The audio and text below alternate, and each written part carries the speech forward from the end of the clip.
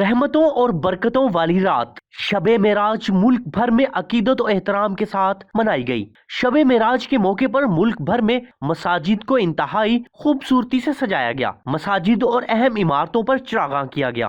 مساجد میں خصوصی محافل اور عبادات کا اہتمام کیا گیا، جن میں حضور اکرم صلی اللہ علیہ وآلہ وسلم کی شان مبارک میں ہدیہ عقیدت و نعت پیش کی گئی۔ معراج کی مبارک شب آپ صلی اللہ علیہ وآلہ وسلم حضرت جبرائیل علیہ السلام کے ہمراہ براق پر سوار ہو کر مکہ مکرمہ سے مسجد اقصی گئے اور وہاں تمام انبیاء کرام کی نماز کی امامت فرمائی۔ پھر آپ صلی اللہ علیہ وآلہ وسلم کو آسمانوں میں اللہ تعالیٰ سے ملاقات کرانے کے لیے لے جایا گیا۔ اللہ رب العزت نے اپنے پیارے حبیب حضرت محمد صلی اللہ علیہ وآلہ وسلم کو اپنا دیدار کروایا۔ اسرار اور معراج کے اس عظیم واقعے نے فکر انسانی کو ایک نیا موڑ عطا کیا۔ اس کے نتیجے میں فکر و نظر کی رسائی کو وسعت حاصل ہوئی۔ یہ واقعہ پیغمبر اسلام صلی اللہ علیہ وآلہ وسلم کا امتیازی معجزہ ہے۔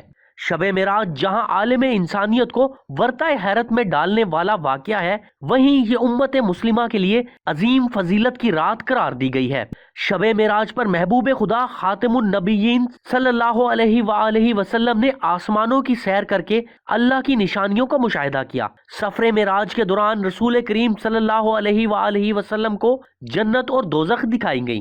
آپ کی ملاقات مختلف انبیاء کرام سے بھی ہوئی۔ اسی سفر میں امت محمدیہ صلی اللہ علیہ وآلہ وسلم پر نمازیں بھی فرض ہوئیں۔ یہی وجہ ہے کہ اس مقدس رات میں خصوصی عبادات کا اہتمام کیا جاتا ہے۔